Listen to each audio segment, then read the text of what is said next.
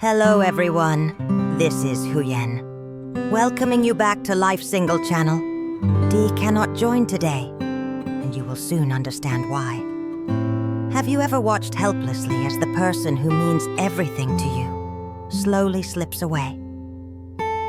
What happens when the pillar of your family suddenly collapses, and you must become the strength you never knew you had? Today, Huyen will share with you the most terrifying days of her life, when Dee's determination to build a better future pushed his body beyond its limits, and when every passing hour felt like a battle between life and death. Stay with us to witness Huyen's struggle as she fights to save the man who saved her life. The weather in the mountains had turned cruel. Cold winds swept through the valley, bringing endless drizzling rain that soaked everything and chilled to the bone. The temperature dropped suddenly, and the dampness seemed to penetrate even the warmest clothes. It was during this harsh season that Day decided to work harder than ever before. He had a dream, a goal that consumed his every waking moment. He wanted to expand their small house, to create a proper room for Maya, to build a future where Huyen would never again know the fear of homelessness. Every morning before dawn, Dee would leave for the rice fields. The work was backbreaking, planting and tending in the muddy terraces, while rain poured down relentlessly. But field work alone was not enough to achieve his dreams quickly. So Dee took on additional jobs, traveling to neighboring villages to help with construction, carrying heavy materials up and down mountain paths, working until darkness made it impossible to see. He would return home late each evening, soaked to the skin, mud caked on his clothes, his face gray with exhaustion. Huyen watched with growing concern as Dee pushed himself beyond reason. She would prepare hot baths and warm meals, but Day barely had energy to eat. He would smile weakly at Maya, ruffle her hair, and tell her stories even though his voice was hoarse with fatigue. Huyen saw how his hands trembled when he held his chopsticks, how he winced when he moved his aching muscles, how his eyes seemed sunken and dark with sleeplessness. She tried to talk to him, to convince him to rest, but Day was stubborn in his determination. He would tell her that they were so close to having enough money, just a few more weeks of hard work, and they could start building.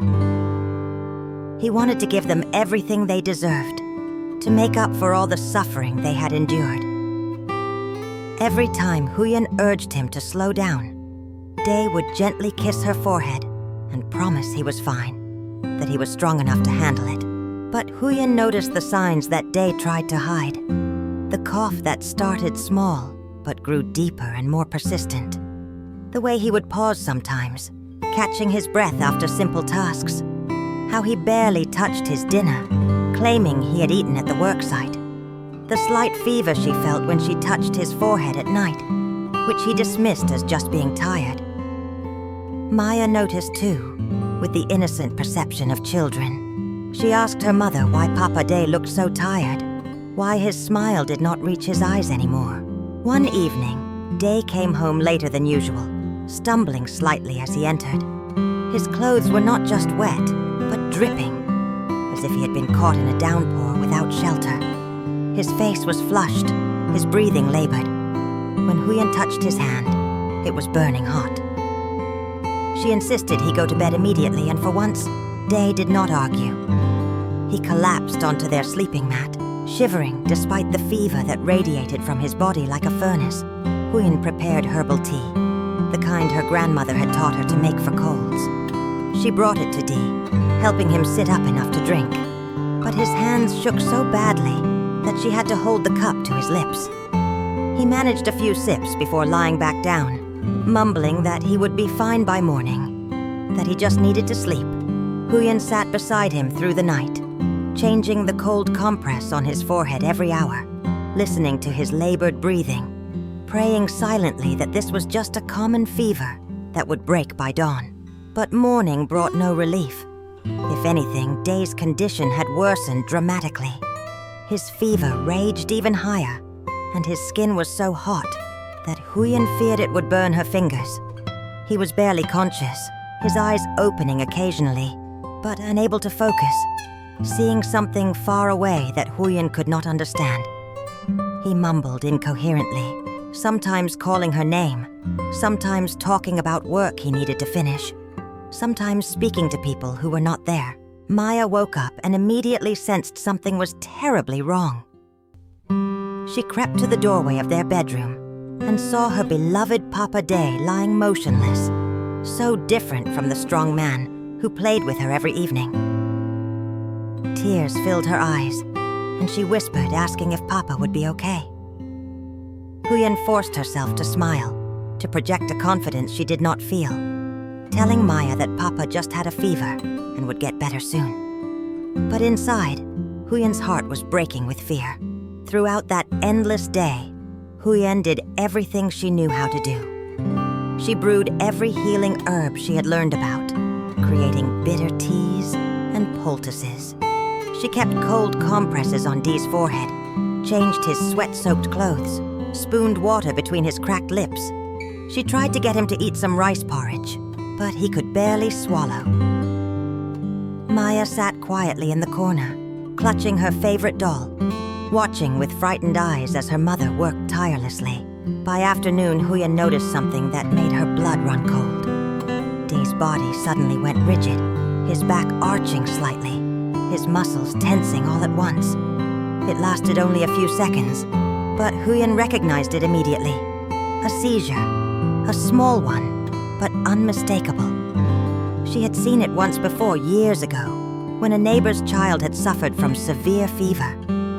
The memory terrified her because she remembered how serious the situation had been, how close the child had come to dying. As evening approached, the seizures came again, more frequently now. Dee's body would suddenly convulse, his limbs shaking uncontrollably, his eyes rolling back. Each episode lasted longer than the one before. Huyen held him, trying to keep him from hurting himself, crying his name, begging him to stay with her. Maya screamed in terror the first time she saw it happen, and Huyen had to comfort her daughter while simultaneously trying to care for Day. Their home was isolated, high in the mountains, with no telephone and no easy way to call for help. The nearest hospital was more than 3 hours away by rough mountain roads, and in this weather, the journey would be treacherous. Huyen faced an impossible decision. If she stayed, Day might die from whatever illness was ravaging his body. If she tried to move him in his current state, the journey itself might kill him. But when the next seizure hit, lasting nearly a full minute, with Dee's entire body shaking violently, Huyen knew she had no choice. She had to get him to a hospital, had to get him proper medical care, no matter the risk. She could not just watch him die. This man had saved her life, had given her and Maya hope when they had nothing. She would move heaven and earth to save him now. Huyen wrapped Day in their warmest blanket and told Maya to stay with him, to call out loudly if anything changed. Then she ran out into the rain, slipping and sliding down the muddy path toward the nearest neighbor's house. The rain soaked her instantly, cold and relentless, but she barely noticed. All she could think about was lying there, his body fighting a battle he might lose. She reached old Mr. Than's house and pounded on the door, gasping for breath. The elderly man opened it, alarmed by her appearance. Huyen quickly explained the situation, her words tumbling over each other in her panic. Mr. Than did not hesitate. He grabbed his motorcycle keys and thrust them into her hands, along with money from his savings. He told her to take Day to the hospital immediately, and he would go up to her house to watch over Maya. Huyen ran back home faster than she thought possible, her lungs burning, her legs trembling with exhaustion and fear. When she burst through the door, she found Maya crying beside Dee, who was in the midst of another violent seizure. Huyen rushed to him, holding his head to protect it, waiting for the terrible shaking to stop. When it finally did, Day opened his eyes for just a moment. He looked at Huyen, and she saw recognition there, saw love, saw apology. He tried to speak, No words came out, just a weak exhalation that broke her heart. Mr. Than arrived within minutes, and together they carefully lifted Day's limp body. He was dead weight, barely conscious, his head lolling against Huyen's shoulder. They managed to get him onto the back of the motorcycle, with Mr. Than supporting him from behind, while Huyen drove. Maya climbed on as well, squeezing into the small space, her arms wrapped around her mother's waist, her face buried against Huyen's back. The journey down the mountain was a nightmare. The rain had made the dirt road slick and treacherous.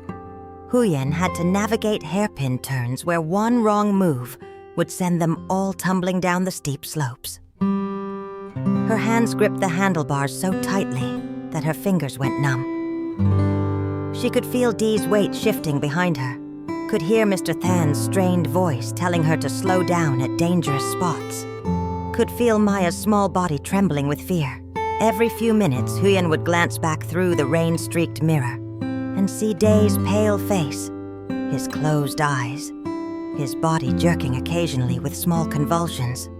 Each time her heart would skip a beat, terrified that he had stopped breathing. She would call his name, and sometimes he would moan softly in response, a sound that was simultaneously reassuring and heartbreaking. Memories flooded Huyen's mind as she drove. She remembered the first time she saw Die, how he had appeared like an angel when she and Maya were starving and homeless. She remembered how he had given them food without asking for anything in return, how he had offered them shelter in his small house, how he had treated Maya with such tenderness. She remembered falling in love with him slowly, seeing his gentle nature, his tireless work ethic, his devotion to making them happy. She remembered the morning he had first called Maya his daughter, the pride and joy in his voice. She remembered nights sitting on their porch, planning their future together, dreaming of the life they would build. All of it would mean nothing if she lost him now. Maya had already lost her biological father to prison and irresponsibility. Huyen could not let her lose the man who had truly been a father to her. The hospital finally appeared through the rain, its lights like a beacon of hope. Huyen pulled up to the emergency entrance, shouting for help before she even turned off the engine. Medical staff rushed out with a stretcher. They lifted Dee's unconscious body, noting the fever, the history of seizures, the severe dehydration. A doctor barked orders as they wheeled him away, and suddenly, Huyen was left standing in the rain, watching the emergency room doors swing shut behind the man she loved. Mr. Than gently guided her and Maya inside, out of the rain. They sat in the waiting area, dripping water onto the floor, too exhausted and shocked to even remove their wet clothes. Maya curled up against Huyen, finally falling asleep from emotional exhaustion. And Huyen sat there, staring at the emergency room doors, praying harder than she had ever prayed in her life. Hours passed in that hospital waiting room. The fluorescent lights hummed overhead, harsh and unforgiving. Other families came and went, their own dramas playing out around Huyen. But she barely noticed. Her entire world had narrowed to those closed doors and the question of what was happening behind them. Was Day still alive? Were the doctors able to stop the seizures? What had caused this terrible illness? Mr. Than sat with them, this kind neighbor who had dropped everything to help. He tried to reassure Huyen, telling her that Day was young and strong, that the doctors here were skilled, that everything would be all right. But Huyen could see the worry in his eyes, too. They both knew how serious Day's condition was, how close he might be to the edge. Huyen thought about how Day had worked himself to exhaustion for them, how his love had driven him to push past every reasonable limit, now that love might cost him everything. She made a silent promise that if he survived, she would never let him sacrifice himself like this again. They would build their future together, slowly, safely, with both of them healthy and whole. The emergency room doors remained closed. The wait continued, and Huyen could only hope that when those doors finally opened, they would bring news of life, not death. This is Huyen from Life Single Channel. Dee cannot be here today, and now you know why. Subscribe to our channel to find out if Dee survives this critical moment. Will the doctors be able to save him? What illness has brought him to this terrifying state? Share your prayers and words of support in the comments below. We need your strength now more than ever. Please keep Day in your thoughts. Until next time, when we will hopefully have better news to share.